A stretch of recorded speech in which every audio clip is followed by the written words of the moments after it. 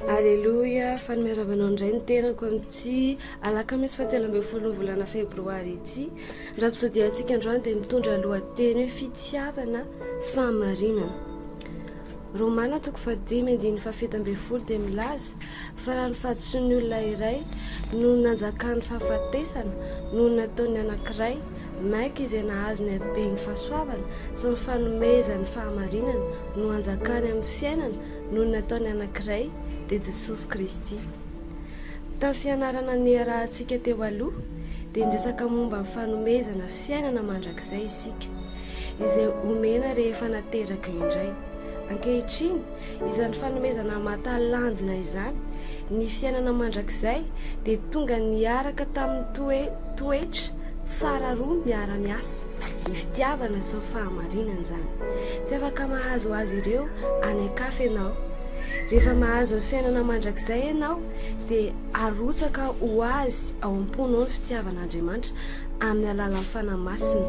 Ao amin'ny Romana 5:5 nahitantsika an'izay. Kristy ao aminao dia midika hoe ny natioran'Andriamanitra dia ao anatinao. Ary fitiavana dia nataon'Andriamanitra hoy ny Baiboly, Andriamanitra dia fitiavana. Jaona 1:4-5. Izany fitiavana izany no toetra ao amin'ny fanahinao. Ny andraikitrao dia ny mamela izany fitiavana izany hikorina amin'ny alalanao.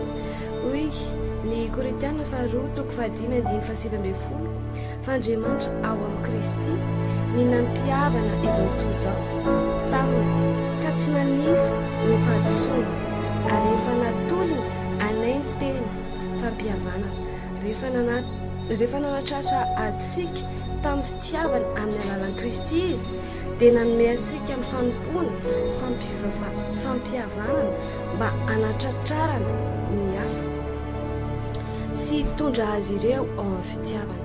Ny zavatra faharoa dia ny fahamarinana. Kristy dia efa nanao anao ho marina. Halleluja. Milaza ny Efesiana 4:4-5 fa ianao dia noforonina tamin'ny fahamarinana sy ny fahamasinana marina. Io ny Romana 5:5-7 hoe ka tahaka ny nahatongavany fahanamelohana ho an'ny olona rehetra noho ny fahadisoana iray no nahatongavany fahamarinana ho an'ny fiainana kosa ho an'ny olona rehetra noho ny fahamarinana. Halleluja.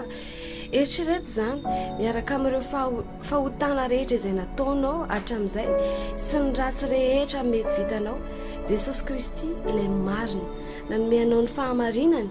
Ankehitriny tahaka azy isika. Halleluja. Tonga madio tahaka azy ianao. Voasasa no hamasinina no hamarinina tamin'ny anaran'i Jesosy Tompo sy ny fanan'Andriamanitra. Ary rehefa nandray izany natiora fahamarinana avy amin'Andriamanitra izany ianao dia manjaka amin'ny fiainana amin'ny alalan'i Jesosy Kristy. Halleluja. Ianao fa nandray zavatra ianao tamin'ny rapsodiantsika teo amin'izao fotoana izao dia tonga amin'ny vavaka fanekam-pinoantsika za ilaza dia ianao amerina. Ray malalo misaotra anao aho noho ny fitiavanao izay miboiboka avy ao am-poko sy ny fanomezana ny fahamarinana izay mahatonga ahy manjaka amin'ny fiainana amin'ny alalan'i Jesosy Kristy.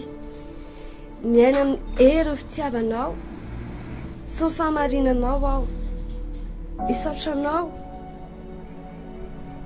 masina sy manatsaina mandeha amin'ny fahatongavan-tsaina ny amin'izany fahamarinana izany aho. Any anaran'i Jesosy. Alleluja.